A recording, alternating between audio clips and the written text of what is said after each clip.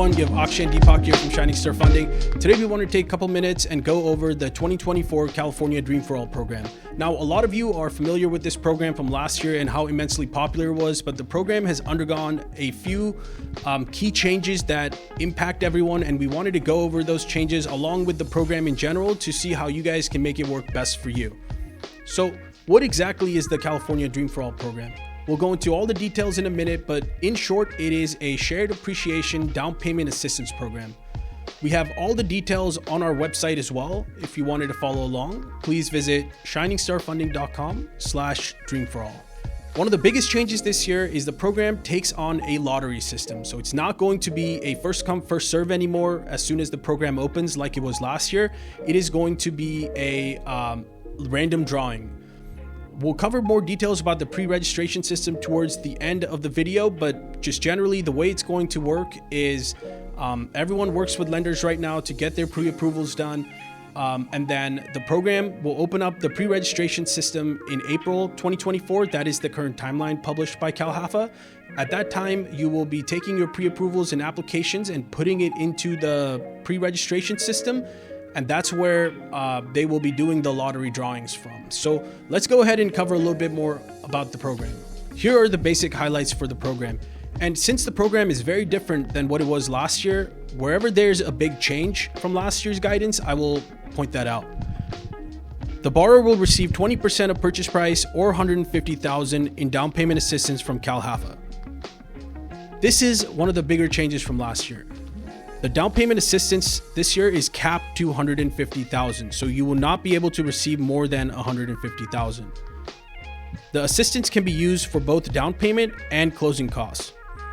So you could have a scenario where you put the full 20% towards down payment, which leaves no assistance for closing costs. The closing costs will be brought out of pocket, or you could set it up such that you use 17% for down payment and you leave 3% aside for closing costs, which would be your 20% in total assistance.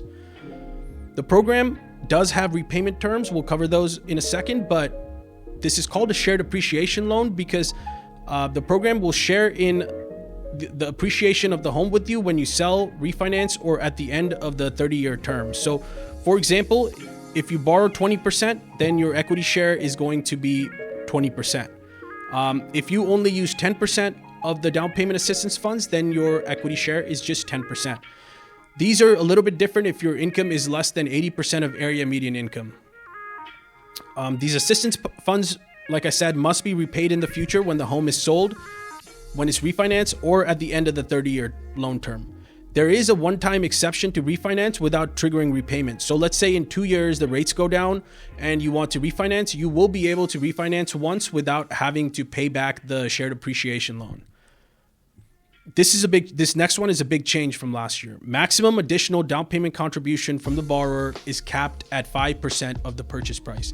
The borrower cannot bring any more than 5% of the purchase price this year.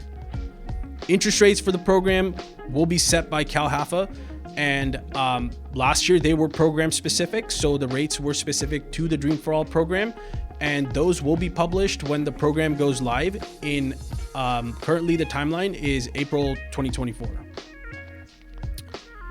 And this year, 2-1, 1-1, and 1-0 temporary rate buy downs are going to be permitted. So if you wanted to do a temporary buy down, that would be okay this year. Here's the eligibility criteria for the program. In order to be eligible for the program, the borrower must be a first-time home buyer. That is defined as someone who has not owned a home in the past 3 years. This will be applicable to all borrowers on the loan.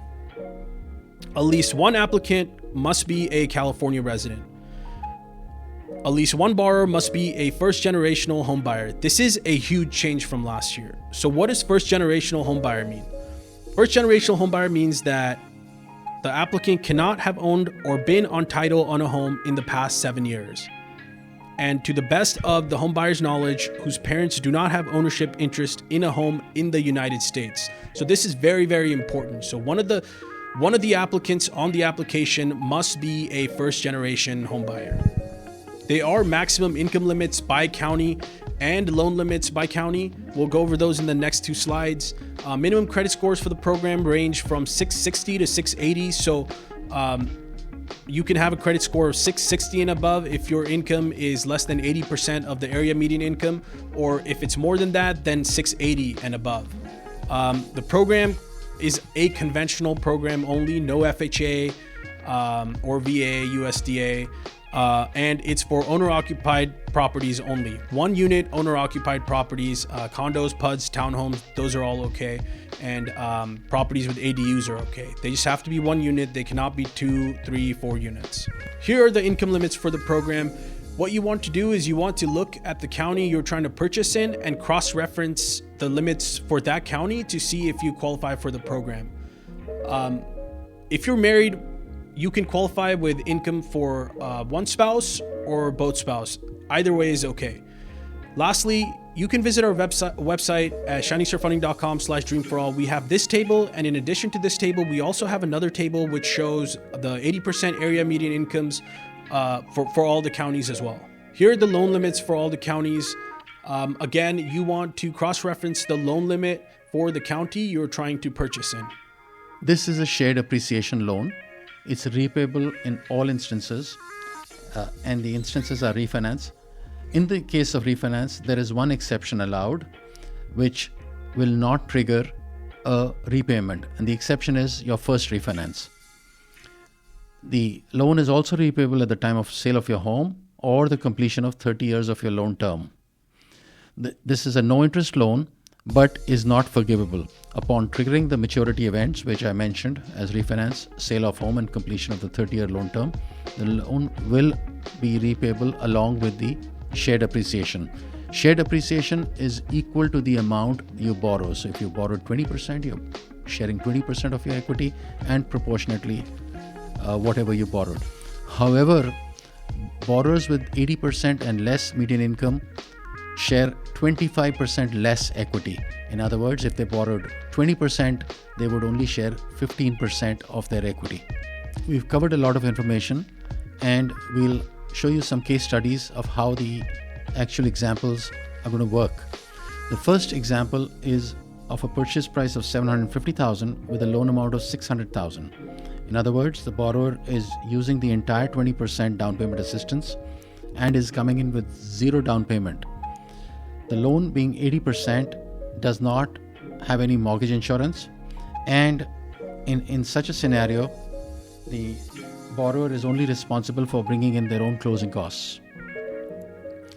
Now let's take the same example further and see what happens when a home is sold. The same home is sold after 5 years. Let's assume the value of the home is $1 million. The loan, which started at $600,000, let's assume it's at $560,000 because principal has been paid for the last 5 years, and the home has appreciated from the purchase price of $750,000 to $1 million. So the home appreciation is now $250,000. Because 20% was borrowed, the shared appreciation would be 20% of the $250,000, which is $50,000. And the loan payback would be the principal, which is the $150,000 down payment assistance, and the $50,000 appreciation, so $200,000 in total. The homeowner would receive the principal payments that were paid down on the loan, which is $40,000, plus the shared appreciation left over, which is $200,000, so a total of $240,000. Let's go over case study number 2. This is a scenario where the purchase price is $1 million and the buyer is limited to down payment assistance of $150,000, which is the absolute max that they can receive. In this scenario, the loan amount would be $850,000. The buyer has the option to bring in an additional 5% to bring the loan amount down to $800,000. If the loan amount is 85%, they would be paying mortgage insurance, and if they brought their own 5%, they would avoid the mortgage insurance since the loan would be dropped down to 80%. Let's go over another case study. In this case study, we are discussing a high-cost county like Los Angeles, Contra Costa, Alameda, and the limit in those counties is $1,149,825. The down payment assistance again is limited to $150,000, and the borrow contribution in this scenario is limited to 5%, being $68,412. The maximum purchase price in any high-cost county is at $1,368,237. So more or less the maximum limit in this program. Likewise, in counties where the limit is $766,500. The maximum purchase price will be about $964,000. As I mentioned at the beginning of this video, the single biggest change for the program compared to last year is that the program is no longer on a first-come, first-served basis. This year, the program is taking on a lottery system. Currently, the timeline for the pre-registration system opening is April 2024. You will need a pre-approval letter from us to enter the lottery. Because we have all the program guidelines, we are in the process of doing pre-approvals right now. You can go ahead and go to shiningstarfunding.com/dreamforall to apply directly or schedule a consultation with us. We hope to talk to you soon. Thank you.